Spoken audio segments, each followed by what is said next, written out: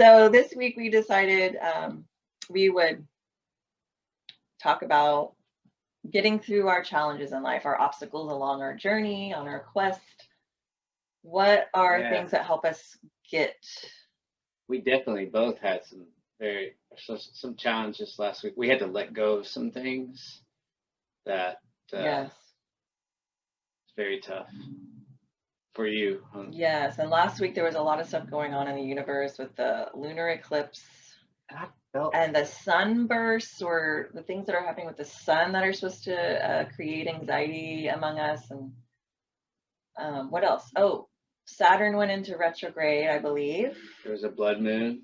Yeah, there's a lot of stuff going on in the universe, and I don't know a lot about astrology or all of that stuff, but when I hear people that do know a lot about it and they say, "Oh yeah, there's a lot of anxiety going on," I'm like, "Oh, this is why I'm feeling this way." This helps explain that we really do feel what's happening up in the stars and the When you connect planet. to it, Yeah, when you connect the dots, you can actually correlate it all right. together. The universe with the body, the mind, the soul. Yes. You know, And according to our sun signs, our moon signs, our rising signs, all of that, and how the stars are moving, stars and planets are connected aligning. to us individually depending on when we were born. It's really interesting, but that's not what this this episode's No, about. it's not. We're talking about Overcoming the challenges that were challenges. happening when we were correlating everything. Right. So last week I had to let go of my precious Maisie, who was 14-year-old fur baby dog. And that was on the day of the full moon, the eclipse. I let her go. I so I'm not gonna cry, but it was Okay. a hard, like Okay. the week before was so hard, just dealing, well, like from that Friday before until Wednesday, just dealing with her, watching her decline all of a sudden rapidly, and then all of a sudden be fine, and then not good, and it was just a lot of stress for me to handle. And I finally decided, okay, I have to do this. But then all of a sudden she's normal, getting up and wagging her tail, and I was so confused and just in turmoil. But I went through with it, and I've done this so many times, but it was different this time. For I don't know why. I think it's just because she was so attached to me, and I just didn't think she would really wanted to leave me. Yeah. I didn't want to leave her either, but I mean, I've dealt with elderly pets before. I know when they're getting older, it's time for them to go, and I'm pretty resilient and bounce back, even though I miss them all still. But she was very human-like. Her eyes were very human-like, and I don't know. It was just so hard, It so was. hard. So that day and the next day, and I think Friday, so Wednesday, Thursday, Friday were super painful. Coming home and not having her greet me, and I just felt so much pain. Yeah, it's tough. I actually this July will be 2 years since I put my dog down. The 14 Yeah, and I years. remember It how was you tough, struggled with dude. that too. Yeah, and that was like the hardest. I've never had to put a dog down. Yeah, usually they just die, but to sit there and do it, I know that's that's a the whole hard. different thing, Yeah, right? that's totally different. I've only had one pet die that way naturally. Yeah, The others I put to sleep, and it always seemed the right time, even though it was super yeah, painful. But with Maisie, there's just something different there that really made me feel a lot of pain. So, yeah. and I mean, not that I didn't feel pain with the others. It's just I knew they were better off.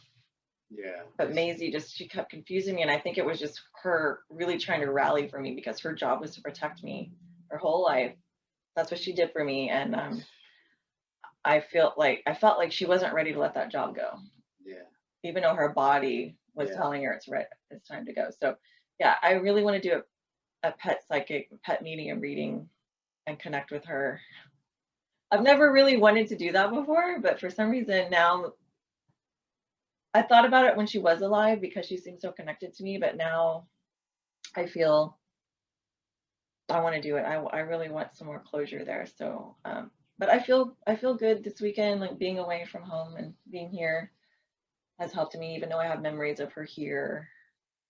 I do feel I'm bouncing back. And so what's helped me with that is friends calling me, checking on me, you driving up to be with me really helped. Thank you.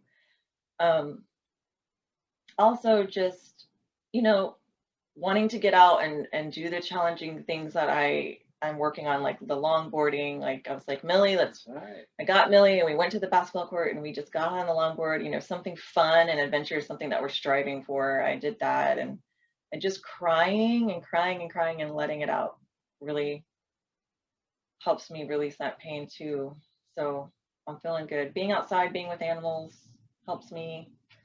Yeah. So it's just, and having those tools ready and knowing what works for you when you're going through those stumbling blocks, those big boulders in your river of life, your flow of life, having those tools ready to help you jump over them, get around them, go under them, whatever you need to do.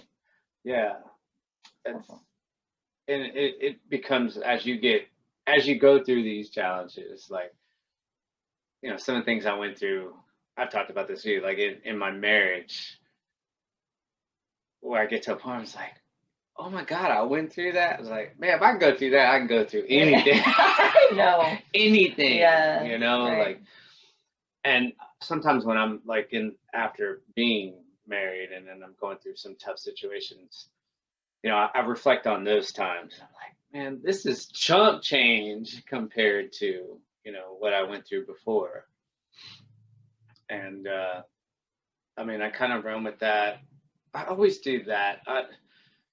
I compare past challenges to new challenges to see how difficult things are. Like, to put things in perspective. yeah, Like, this isn't that big. This ain't that big a deal. Because like what happened 10 years ago, like that was a big deal. That was way bigger than what I'm trying to think of, or whatever type of decision I'm trying to make right now, or what I have to let go, or uh,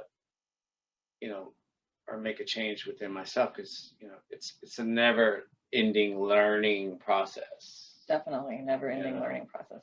We wouldn't be here if we weren't learning. You're right. And then people, oh, you're old, shouldn't you know better? Or like, no, I don't. Or another good point is, me being a personal development teacher, helping people while they go through their obstacles in life.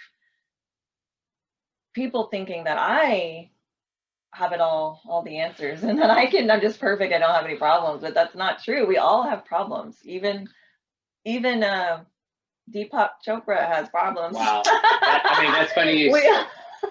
We all have to go through, and that's how they got to where they are, is they've learned through their challenges. All those big teachers. Who else? Yeah, everybody. Martin Luther King. Dispenza, look what like he went through. Gandhi. Those were international, worldwide people. But there's other people.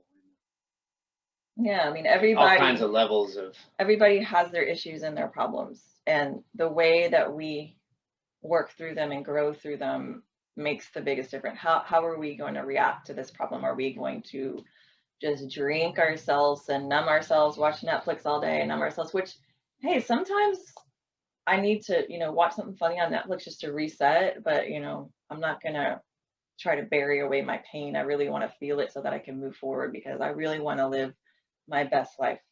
And I can't do that if I'm drowning my sorrows and burying them.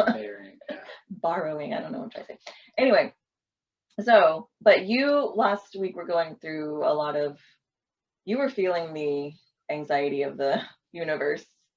Yeah, for sure. Like you felt very negative, and I was like that the week before. About right. Our work and what we do. It's hard what we do, because we have to market to people a lot, and we don't have a boss like telling us what to do, which is awesome, or giving us work. We have to come up with our own work, and it's really challenging. Yeah, it is. We're helping people, but we also have to get a money exchange in order to keep helping people. That's just how our society works. You think that's preachers and ministers and pastors in the religious, I mean, they couldn't do that if they weren't getting paid. Yeah, I mean, they'd have to do some other 9-to-5 job. I mean, and I've known preachers, ministers, and pastors of small, congregations that had to do that. They had to work a 9 to 5 and then still go and preach. And yeah, I mean, if, someone like a mega, like Joel Osteen or something, I mean, that's a different story. Yeah, he's making a like lot those of guys. And I mean, I've met some other ministers and pastors who make a whole bunch of stuff. Yeah, I mean, and that whatever, That's but we need to get an energy exchange of money for what we do in order to keep doing it. Unfortunately, we can't live in this world free. We have to pay bills. You know how I feel about that. Yeah, I've talked about that stuff. So it's hard to want to help people, but also having to get paid for it is discouraging. And then it can be, of course, with our creativity and how we're building our businesses separately and together, there's also when we get kind of burnt out of certain parts of it, right? And then not knowing where to go from there. Because I mean, we've all known several friends try to start their own thing, whether it's from real estate to coaching to cooking, there's just all these avenues. And I've talked to some of those people and I'm like, oh man, it's frustrating, like what else do I have to do? What else?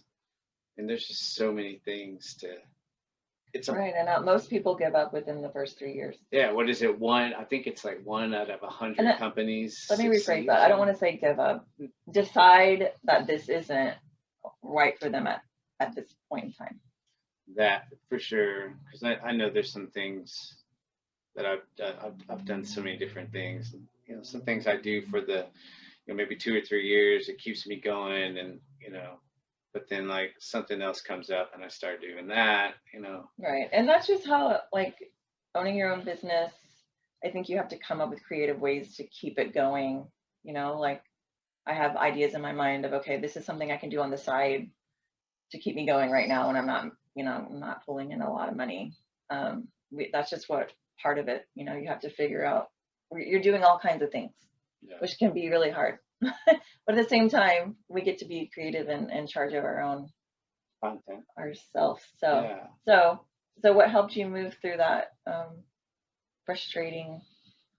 those frustrating emotions you were having when you were feeling really negative?